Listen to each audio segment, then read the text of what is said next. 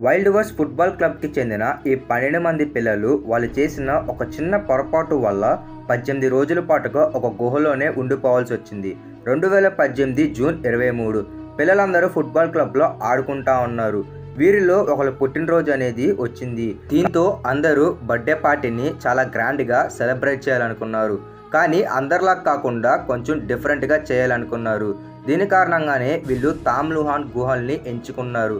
కాబట్టి చాలా సాహసపూర్తంగా ఉంటుందని చెప్పి ఈ బర్త్డే సెలబ్రేషన్ అనుకున్నారు.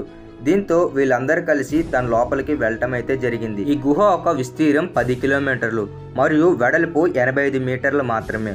లోపల మొత్తం సున్నపురాలతో కలిగి ఉంది ఈ గుహ మొత్తం. పుట్టినరోజు అనేది డిఫరెంట్ స్టైల్లో సెలబ్రేషన్ చేయాలనుకున్నారు కాబట్టి ఇది చాలా డేంజరస్గా మరియు ఎంతో సాహసంగా ఉంటుందని ఈ బర్త్డే పార్టీ సెలబ్రేట్ చేసుకుందాం అనుకున్నారు. కానీ వీళ్ళు ఒక తప్పు చేశారు. వీళ్ళ ఇంట్లో ఏమాత్రం ఇన్ఫర్మేషన్ అనేది ఇవ్వలేదు. అందరూ ఒక గంటలో తిరిగి వస్తారనుకున్నారు. అందరూ 12 నుంచి 16 సంవత్సరాల వయసున్న వాళ్ళు మాత్రమే.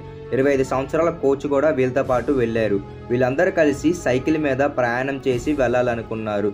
దీంతో ఎప్పుడైతే ఆ గుహల దగ్గరికి వెళ్ళారో వాళ్ళందరూ వాళ్ళ బ్యాగ్స్ అన్ని బయటే పెట్టేసి లోపలికి అయితే వెళ్ళటం అయితే జరిగింది.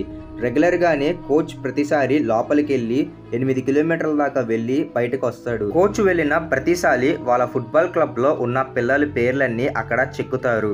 దీంతో వాళ్ళ కోచ్తో సహా అందరూ కలిసి ఈ బర్త్డే సెలబ్రేషన్ అనేది చేసుకోవాలనుకున్నారు. కాబట్టి చాలా డేంజరస్గా మరియు సాహసపూర్తంగా ఉంటుందని అందరూ దీనికి ఓకే చెప్పారు. ఈ ఫుట్బాల్ క్లబ్లో ఉన్న వాళ్ళందరూ వెళ్ళటం అయితే జరిగింది. దాని తర్వాత వీళ్ళు బర్త్డే సెలబ్రేషన్ అనేది స్టార్ట్ చేశారు. కానీ అనుకోకుండా క్లైమేట్ అనేది చేంజ్ అవడంతో వర్షం అనేది చాలా జోరుగా పడటం అనేది మొదలైంది. పిల్లలు గుహ లోపలికి చాలా దూరంగా వెళ్ళారు కాబట్టి బయట ఏం జరుగుతుందో వాళ్ళకి ఏమాత్రం తెలియదు. మరియు టైం అనేది నెమ్మదిగా గడుస్తూ ఉంది. దీంతో వీళ్ళ పేరెంట్స్ ఎంతసేపటికి వీళ్ళ ఇంటికి రాపోయేసరికి వాళ్ళందరికీ ఫోన్ చేయటం మొదలుపెట్టారు. కానీ పిల్లలు గుహలో ఉండటం వల్ల సిగ్నల్స్ అనేవి చాలా తక్కువగా ఉండటం వల్ల ఫోన్ అనేది వాళ్ళకి కలవలేదు. దీంతో టైం గడిచే కొద్దికి వాళ్ళు ఎమ్మటనే ఫుట్బాల్ క్లబ్కి ఫోన్ చేశారు. వాళ్ళు వీళ్ళ బర్త్డే సెలబ్రేట్ చేసుకోవడానికి గుహలోకి వెళ్ళారని చెప్తారు. దీంతో ఎప్పుడైతే పేరెంట్స్ ఆ మాట వినంగానే వాళ్ళందరూ ఏడటం మొదలుపెట్టారు. ఎందుకంటే ఆ గుహ అనేది చాలా డేంజరస్ ప్లేస్. చాలామంది అక్కడికి వెళ్ళటానికి భయపడతా ఉంటారు. అందుట్లో ఇది వర్షం పడుతుంది. గుహ అనేది ఎమ్మటనే మునిగిపోవటం అయితే జరుగుతుంది. ఈ గుహ మొత్తం ఎత్తు పల్లాలతో ఉంటుంది కాబట్టి చాలా కష్టంగా ఉంటుంది. ఈ గుహ లోపల ఇరుక్కుపోతే బయటికి తీసుకురావడానికి కూడా ఎంతోమంది గుహ లోపలికి వెళ్ళి చనిపోవటం అయితే కూడా జరిగింది. దీని కారణంగానే పేరెంట్స్ అందరికీ చాలా హై టెన్షన్ అనేది మొదలైంది. పిల్లలు సైకిళ్ళు మరియు బ్యాగులు గుహ బయటే ఉండటం చూసి పేరెంట్స్కి కన్ఫర్మ్ అయిపోయింది. దీంతో వాళ్ళు ఎమ్మటనే రెస్క్యూ టీంకి ఇన్ఫార్మ్ చేశారు. ఎమ్మటనే ఏమాత్రం ఆలస్యం చేయకుండా రెస్క్యూ టీం అయితే వచ్చింది. అర్ధరాత్రి 1 గంట కావస్తుంది. దీంతో వర్షం అనేది చాలా జోరుగా ఉండటం మరియు నీళ్ళు ఎక్కువగా ఉండటం వల్ల రెస్క్యూ ఆపరేషన్ అనేది మేము ఆపేస్తామని చెప్పి వాళ్ళ పేరెంట్స్కి చెప్పారు. దీంతో వాళ్ళ పేరెంట్స్ ఇంకా భయపడ్డారు. చూసే కొద్దికి వాటర్ లెవెల్ అనేది నెమ్మదిగా పెరుగుతూనే ఉంది.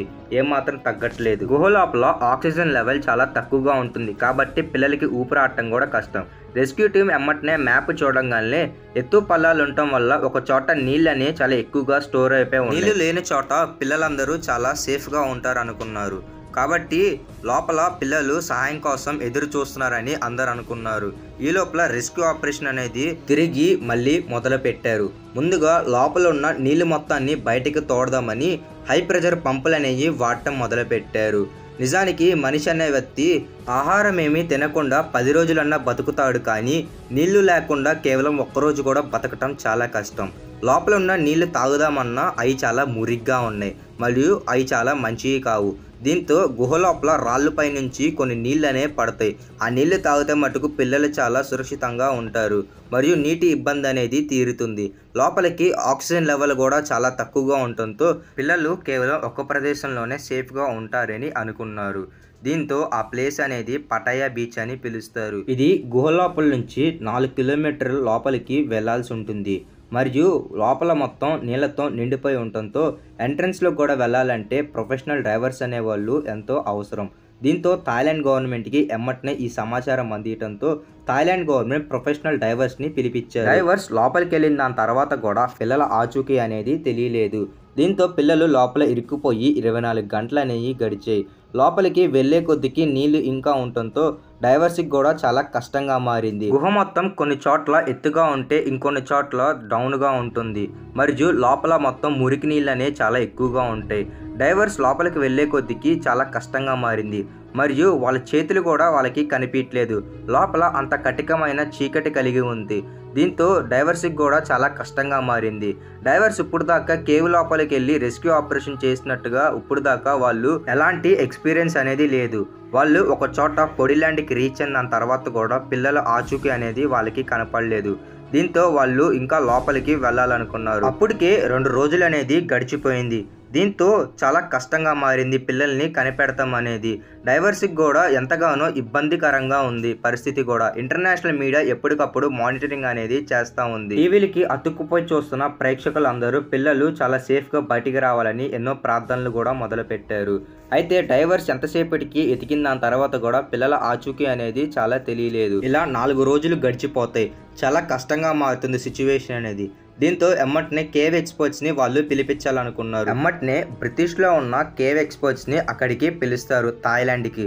వాళ్ళు వచ్చిన దాని తర్వాత వాళ్ళు మ్యాప్ చూసి ముందు ఎంట్రన్స్ నుంచి మరియు వెనక వైపు ఎగ్జిట్ వైపు నుంచి కూడా నీళ్ళు అనేవి చాలా ఎక్కువగా పంపు చేసి బయటికి తీసేయమని చెప్తారు. దీనికి కారణంగా వాటర్ లెవెల్ తగ్గటం వల్ల చాలా ఈజీగా మనం లోపలికి వెళ్ళొచ్చు మరియు పిల్లలు ఎక్కడున్నారో మనం కనిపెట్టచ్చు. అయితే మెడికల్ టీం మరియు వాళ్ళ క్యాంప్ కూడా అక్కడే వేసుకున్నారు ఆ గుహ బయటే. దీంతో పాటుగా ఒక ఆక్సిజన్ సిలిండర్ కూడా ఎల్లప్పుడూ వాళ్ళ దగ్గరే ఉంచుకున్నారు. లోపలికి పిల్లల దగ్గరికి వెళ్ళిన దాని తర్వాత ఆక్సిజన్ మరియు మెడికల్ సప్లై ఇవ్వాలనుకున్నారు. కేవ్ ఎక్స్పర్ట్స్ కూడా అక్కడే వాళ్ళ క్యాంప్ అనేది వేసుకొని దానికి ఛాంబర్ 3 అని దానికి పేరు పెడతాం కూడా జరిగింది. ఇంకో పక్కన గుహ లోపల ఉన్న నీటి పర్సంటేజ్ అనేది తగ్గటం మొదలైంది. 800 మీటర్ల నీళ్లు తగ్గినా సరే కూడా ఆక్సిజన్ అనేది లోపల తీసుకోవడానికి చాలా కష్టంగా ఉంటుంది. ఇప్పటికే దాదాపు 10 రోజులు అనేది గడిచిపోయింది. దీంతో రెస్క్యూ ఆపరేషన్ అనేది ఇంకా స్పీడప్ చేశారు. లేట్ అయ్యే కొద్దికి పిల్లలు చనిపోయే అవకాశాలు చాలా ఎక్కువగా ఉన్నాయి. అయితే ఎక్స్పర్ట్స్ లోపలికి వెళ్ళిన దాని తర్వాత కూడా ఆక్సిజన్ చాలా తక్కువగా ఉండటం వల్ల వాళ్ళు అక్కడ ఉండలేకపోయారు. దీని కారణంగా లోపలికి వెళ్ళిన డైవర్స్ అందరూ వెనక్కి వచ్చేద్దాం అనుకుంటారు. ముందుకు వెళ్ళటం వల్ల వాళ్ళు తెచ్చుకున్న ఆక్సిజన్ అనేది అయిపోతుంది. వెనక్కి వెళ్ళటానికి కావాల్సిన ఆక్సిజన్ మాత్రమే వాళ్ళ దగ్గర ఉంది. అయితే ఈ డైవర్స్లో ఒకరు రిస్క్ చేసి నేను ముందుకు వెళ్తా అని చెప్పి ఒక వ్యక్తి మాత్రమే చాలా ముందుకు వెళ్ళడం అయితే జరుగుతుంది. కొంత దూరం ఆ రెస్క్యూ ఆపరేషన్లో ఉన్న ఒక వ్యక్తి ప్రయాణించిన దాని తర్వాత పిల్లల్ని అతను కనుగొంటారు. పిల్లలు కూడా అతన్ని చూస్తారు. దీంతో ఈ విషయం అనేది బయటకు వచ్చి అందరికీ చెప్తారు. దీంతో లోపలే ఉన్న వాళ్ళ పేరెంట్స్ మరియు మిగతా వాళ్ళు కూడా చాలా సంతోషపడతారు. మరియు ఇంటర్నేషనల్ మీడియాలో కూడా ఇది న్యూస్ పేపర్లో వేస్తారు. 10 రోజుల పాటుగా పిల్లలు ఏమి తినకుండా సరే కూడా బతికి ఉండటం చూసి ప్రపంచం మొత్తం ఆశ్చర్యపోతుంది. మరియు పిల్లల్ని ఎలా బయటికి తీసుకురావాలని చెప్పి ప్లాన్లు వేయటం కూడా మొదలు పెడతారు. ఈ లోపల పిల్లలు చాలా బలహీనంతో ఉండటం వల్ల వాళ్ళకి కొంత ఆహారం అనేది లోపలికి తీసుకెళ్లాలనుకుంటారు. మరియు ఒక ఎక్స్పర్ట్ డాక్టర్ని కూడా లోపలికి తీసుకొని వెళ్తారు. అతను వాళ్ళకి దెబ్బలు తగిలిన చోట వైద్యం అనేది చేస్తాడు. దీంతో బలహీనంగా ఉన్న పిల్లలు కొంత బలం అనేది వాళ్ళకి వస్తుంది ఆహారం తినటం వల్ల. పిల్లలు చెప్పిన దాని ప్రకారం ఈ 10 రోజులు కోచ్ ఎక్కువగా మెడిటేషన్ చేయించారు. దీని కారణంగా టెన్షన్ అనేది తగ్గుతుంది. మరియు రాళ్లలో నుంచి వచ్చే నీళ్లు తాగి బతికారు. బయటతో ఉన్న ఆక్సిజన్ పోల్చుకుంటే కేవ్ లోపల ఆక్సిజన్ పర్సంటేజ్ 15% అనేది చాలా తక్కువగా ఉంటుంది.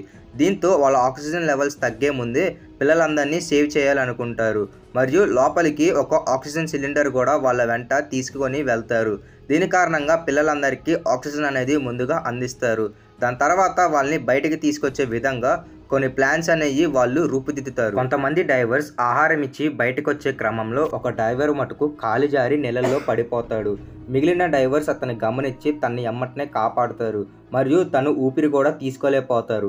ఎమ్మటనే అతన్ని హాస్పిటల్కి షిఫ్ట్ చేస్తారు. ఈ లోపలే అతను చనిపోవటం అయితే జరుగుతుంది. అతని పేరు సమన్ గునాన్. ఇతను థాయిలాండ్ గవర్నమెంట్లో నేవీలో రెస్క్యూ ఆపరేషన్స్లో పనిచేస్తారు. ఇతను ఎప్పుడైతే చనిపోవడం చూసి పిల్లల్ని తొందరగా బయటికి తీసుకురావాలనుకుంటారు. గుహ పైనుంచి మనం డ్రిల్లింగ్ చేయటం వల్ల పిల్లల్ని ఈజీగా బయటికి తీసుకురావచ్చు అని అనుకుంటారు. కానీ ఇది చాలా కష్టం మరియు నెలల టైం అనేది పడుతుంది. ఏ చిన్న పొరపాటు జరిగినా సరే కూడా పిల్లలు చనిపోతారు. 2 నెలల సమయం అనేది కేవలం డ్రిల్లింగ్ చేయడానికే టైం అనేది సరిపోతుంది. కాబట్టి రైనీ సీజన్ వెళ్ళేదాకా వాళ్ళు వెయిట్ చేయాలనుకున్నారు. దీని కారణంగా వర్షం తగ్గటం వల్ల లోపలికి ఈజీగా డైవర్స్ కూడా నీళ్ళల్లో స్విమ్ చేయకుండా పిల్లల్ని నడిపించుకుంటే ఈజీగా బయటకి తీసుకురావచ్చు. కానీ ఈ లోపుల్లోనే వాళ్ళకి షాకింగ్గా ఒక విషయం అనేది తెలిసింది. అది క్లైమేట్ రిపోర్ట్ ప్రకారం ఇంకొన్ని రోజుల్లో చాలా వర్షం అనేది ఎక్కువ శాతంలో నమోదు కాబోతుంది మరియు తుఫాను కూడా రాబోతుంది. ఒకవేళ తుఫాను కనుక వచ్చినట్లయితే ఆ గుహ అనేది పూర్తిగా మునిగిపోతుంది. గుహ లోపల పిల్లల్ని కనిపెడటానికి కష్టపడిన రెస్క్యూ ఆపరేషన్ మొత్తం వేస్ట్ అయిపోతుంది మరియు పిల్లలు కూడా చనిపోతారు. దీని కారణంగా ఏదో ఒక ప్లాన్ వేసి పిల్లల్ని ఎంత తొందరగా వీలవుతే అంత తొందరగా వాళ్ళని బయటికి తీసుకురావాలనుకున్నారు. కాబట్టి ఒక డైవర్ కూడా చనిపోవటం వల్ల కూడా చాలా డేంజరస్గా సిచ్యువేషన్ మారింది. కాబట్టి పిల్లల్ని చాలా సేఫ్గా బయటికి తీసుకురావాలి. దీనికోసమే వాళ్ళు ఒక ప్లాన్ అనేది వేశారు. వాళ్ళతో పాటుగా డైవర్స్కి ఒక డాక్టర్ని కూడా తీసుకొని వెళ్తారు. ఈ డాక్టర్ ఏం చేస్తారంటే వాళ్ళకి తక్కువ మోతాదులో వాళ్ళకి మొత్తం అనేది ఇస్తారు. దీంతో పిల్లల్ని బయటికి తీసుకొచ్చేటప్పుడు వాళ్ళు చూసి భయపడటం అనేది ఉండదు మరియు ఆక్సిజన్ కూడా వీళ్ళు వెంటే తీసుకెళ్లి పిల్లలకి తగిలిస్తారు. దీని కారణంగా ముందు 4 పిల్లల్ని బయటికి తీసుకురావాలనుకుంటారు. ముందుగా సక్సెస్ఫుల్గా జూలై 8వ తారీఖున 4 పిల్లల్ని సక్సెస్ఫుల్గా బయటికి నీళ్ళలోంచి తీసుకొస్తారు. దాని తర్వాత మిగిలిన పిల్లల్ని కూడా అలాగే తీసుకురావాలనుకుంటారు. ఇలా దాదాపు 4 రోజుల కంటే ఎక్కువ రోజులు పిల్లల మొత్తాన్ని బయటికి తీసుకొస్తారు. చివరాఖరులో కోచ్ని కూడా సేఫ్గా బయటికి తీసుకొని రావడంతో ఈ ఆపరేషన్ అనేది చాలా సక్సెస్ఫుల్గా కంప్లీట్ చేస్తారు. సురక్షితంగా బయటకు వచ్చిన పిల్లలు వాళ్ళ ఆనందాన్ని వాళ్ళ పేరెంట్స్తో మరియు మీడియాతో పంచుకుంటారు. ఈ ఆపరేషన్ మొత్తం మీద ఒక వ్యక్తి చనిపోయాడు. అతని పేరే సమాన్ గునాన్. అక్కడి గవర్నమెంట్ ఆలోచించి ఇతని కోసం ఒక విగ్రహం అనేది అక్కడ కట్టాలనుకున్నారు. దీని కారణంగా ఆ గుహ బయట ఇతను విగ్రహం అనేది అక్కడ ఉంటుంది. మీరు ఎప్పుడన్నా థాయిలాండ్ వెళ్ళినప్పుడు మీరు ఈ గుహని చూడండి. ఫ్రెండ్స్, ఈ వీడియోని చివరిదాకా చూసినందుకు మీ అందరికీ చాలా థ్యాంక్స్. ఈ వీడియో కనుక మీకు నచ్చినట్లయితే వీడియోకి ఒక లైక్ చేయండి మరియు మా ఛానల్ నచ్చినట్లయితే ఛానల్ని సబ్స్క్రైబ్ చేసుకొని ఇట్లాంటి ఇన్ఫర్మేటివ్ వీడియోస్ ఎన్నో ఉన్నాయి. ఒకసారి మీరు చూడండి, మీకు తప్పకుండా నచ్చితే. Thank you.